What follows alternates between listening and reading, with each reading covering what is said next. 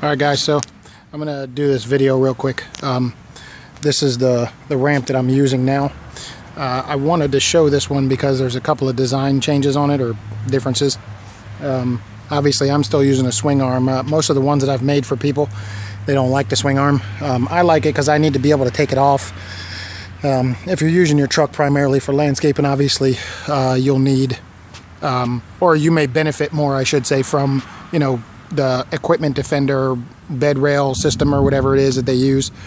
For me, I prefer to make all my stuff, which, you know, I'm aware that everybody can't do. So, but if I was using this for landscaping all the time, I think I probably would do that. I also use these boxes, these side boxes, quite a bit. The one in the back, and then there's one on the other side, and because of that, it just kind of limits my ability to use the bed rail system. So the swing arm works for me. Also, I only carry a weed eater and a blower. This is for quick, obviously for quick grass cuts. I'm not a landscaping guy. I'm a preservation contractor, or I should say a vacant property maintenance guy. I only work for realtors now, but the point is that I use this combo system. So I have the edger attachment, which just goes in one of those boxes, and then I just use a handheld blower. I do have a backpack blower. I just find it easier and quicker to be able to use the handheld, especially when I'm, you know, doing neighborhoods where the yards are small and the driveways are short. So anyway, I'll show you real quick what the differences are. The last one I did, and actually I won't say the last one because, well, it's kind of a long story, but I've since been getting these to the point where I can bolt them together. Reason why is because when I ship them, they got to be kind of relatively flat. So, but instead of using the square tube, I'm using angle iron now. So you can kind of see here, it just comes down and, you know, it goes flush up against the square tube, and then I put some bolts through, and it's still very, very sturdy. You know, this one's mine, obviously, so I could weld it if I wanted to, and if it was that much of an issue, I probably would, but it seems to be holding together okay with the bolts.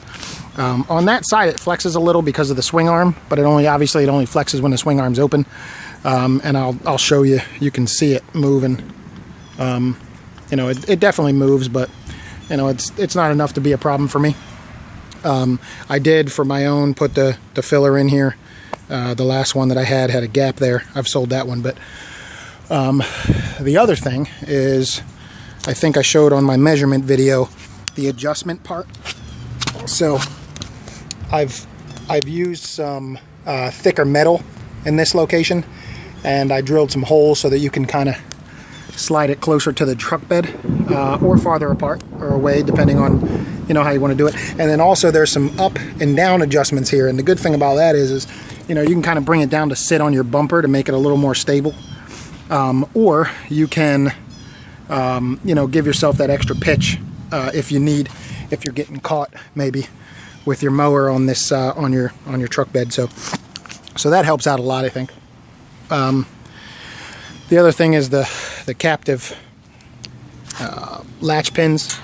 These are kind of a pain in the ass, especially for the way that this one's configured, because the ends flex, and as a result it's more difficult to line the pins up. You do kind of have to push the end in or whatever to get it to line up. But for me, it's not that big of a deal. You know, I just want to tell people, because that does become a problem. I'm working on a different design for that, where it kind of aligns and latches itself all at the same time. But, you know, for right now, it's working fine for me. I only do maybe 2 or 3 cuts a day with this rig. You know, I have the trailer, which is evolved into some craziness, but I use that for my just about everyday stuff. But I have a day job, so I can park this in the parking lot with my rig on it, or with my setup on it, and then I can hit a couple of cuts on the way home, because I have some cuts out where my day job is. So anyway, I just wanted to do a quick video and show the one that I'm using now. I hope the sound is not too bad on this. I don't think there's much else to show. I'm gonna pause it and put it up and show you what it looks like when it's all together. So give me a second. I can also show you what I'm talking about as far as this side flexing. So you can see that that's not lined up at all. Now obviously if I close this swing arm to the right position, it lines up, right? But so it does bend. But again, you don't drive with this open. You only have it open when you're cutting, and that metal is much strong enough. I've had one of these for a year, maybe a year and a half, and I haven't had any issues with the welds breaking or any of that stuff, so it seems to be okay. This pin lines up fine. This actually, I will show you. What I did was, in order to make the equipment swing arm close and latch, I just have a socket there where the same pin that latches the gate goes in. So you line this up there and you close it, and then you drop the pin all the way down. Sorry, I'm trying to do it with one hand here. So now it's in there, and to prevent it from popping up while I'm driving, I just have this Harbor Freight click thing. It's really was kind of an afterthought. You could do a bunch of different things, but that's just what I decided to do. Again, I'm redesigning the latch pins. When I get that whole thing figured out, I'll retrofit this one to fit it, but in the meantime, this is fine. So now you can latch this one here, but again, you can still see that it does flex. So what I do is I drop the pin, and then I just push this part in and push this part back, and it latches fine. I got to do it with without the camera focus. So, all right, so it's in there. And really, what I do is I just make sure I unlatch this pin before I come over here and do this one. That way, I don't have to struggle with it. So, but that's what it looks like all together. The profile is pretty low as far as like how far it sticks out. You could have other than the equipment rack, it wouldn't be any farther out than your tailgate would be if you had it open while you were driving, so it doesn't take up that much room. And again, it comes right off. Now this one doesn't have any stands on the bumper, and it also doesn't have any ratchet straps set up to it, and I'll try to show you if I can.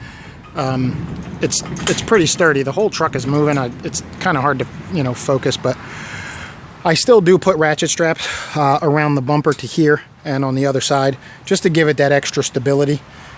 With it loaded, it can get heavy enough that if you're on crappy roads, you may run into a problem with its stability. But with those ratchet straps, you really shouldn't have any troubles. I'm also considering making some kind of adjustable cable system that maybe will click to where the tailgate strap is, and then come over to here. So here we go. So this is Florida for you. It's raining over there. It's raining. Not quite here yet, but it's coming. And now it's on top of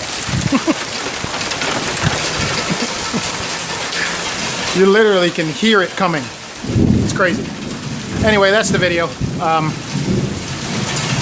Hopefully this one will probably be sold shortly, but that's like I said, a video for the people who have been recently hitting me up as far as what I've been doing in the evolution of the ramps that I've been building. So I'll be doing another video here shortly. Probably be on the trailer though, because I haven't done an updated video for that in a while. And then also I'm working on this. It's like I do sales cleans for the realtors, and I need to be able to get basically all my stuff in and out without having to go in and out of the house 100 times. So I was just gonna do some kind of retrofitted hand truck from Harbor Freight. So anyway, that's that. Rain started coming in my garage, so I'm done.